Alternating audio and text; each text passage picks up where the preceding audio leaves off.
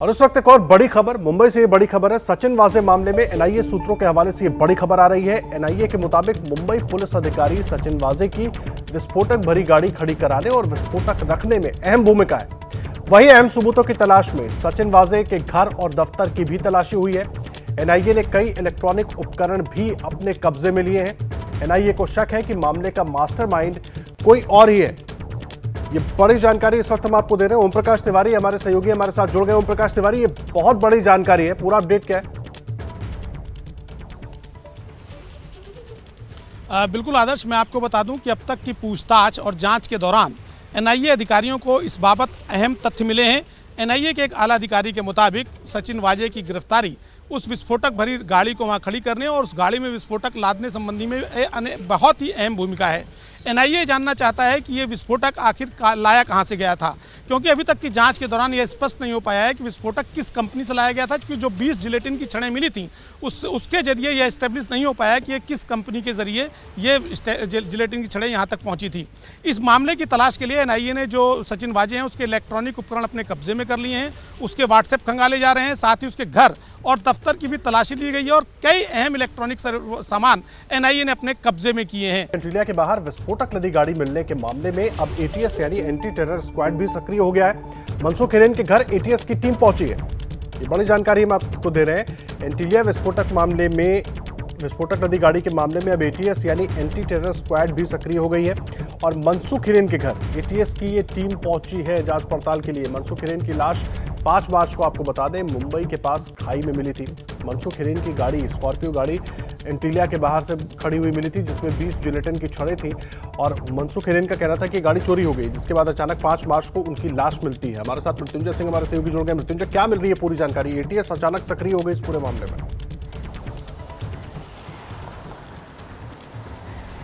बिल्कुल आदर्श, देखिए जिस प्रकार की ये कॉन्स्पिरेसी है, ये कितनी बड़ी कॉन्स्पिरेसी है, इस कॉन्स्पिरेसी का हिस्सा कितने लोग हैं, क्योंकि ये एक व्यक्ति के बस की बात नहीं है कि वो इतने बड़े कॉन्स्पिरेसी को अंजाम दे सके और इसीलिए एनआईए बहुत गहन पूछताछ कर रही है और जांच कर रही है। पहला अपडेट आपको दे दें कि जिस crime intelligence unit crime branch में सचिन वाजे काम करते थे, उनके टीम के 4 सदस्यों को एनआईए अपने दफ्तर में बुलाया हुआ है। एनआईए के अधिकारी इन 4 पुलिसकर्मियों से पूछताछ करेंगे और आपको बता दें कि इन 4 पुलिसकर्मियों में किसी को भी क्लीन चिट नहीं दिया गया है।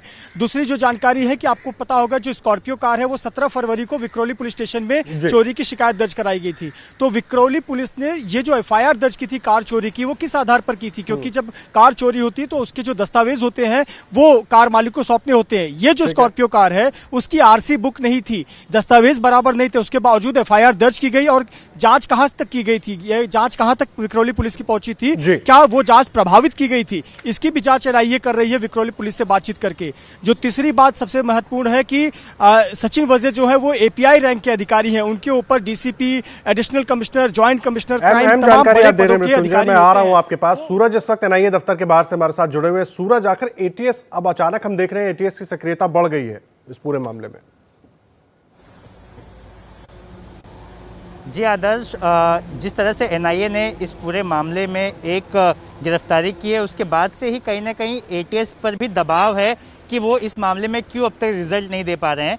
तो ऐसे में एटीएस की टीम है जो थाने डीसीपी के अंडर एक डीसीपी के नेतृत्व में पूरे काम कर रही है और एक टीम मनसुख हिरेन के घर पे गई है, जहां से उन्हें कुछ और भी जानकारी उनके परिवार से लेनी है कि क्या क्या चीज़ हुई थी, क्या क्या मूवमेंट हुए थे। आपको बता दें कि एटीएस ने उस एडवोकेट का भी स्टेटमेंट रिकॉर्ड किया है, गिरी का, जिसने बताया कि सचिन वाजे ने ही उनको फ़ोन करके बोला था कि मेरा एक दोस्त है मनसुख हिरेन, जिसे पुलिस वाले परेशान कर रहे हैं, ऐसे में हमें उसकी मदद करनी है। जिसके बाद गिरी ने उसके लिए एक शिकायत का पत्र तैयार किया था, जिसे थाने कमिश्नर, मुंबई कमिश्नर और मुख्यमंत्री को भेजा गया था। तो एटीएस ये भी जानना चाहती है कि आखिर ये क्या पूरा षड्यंत्र का एक हिस्सा था और उन्होंने अपनी जांच बहुत ही तेज कर दी है।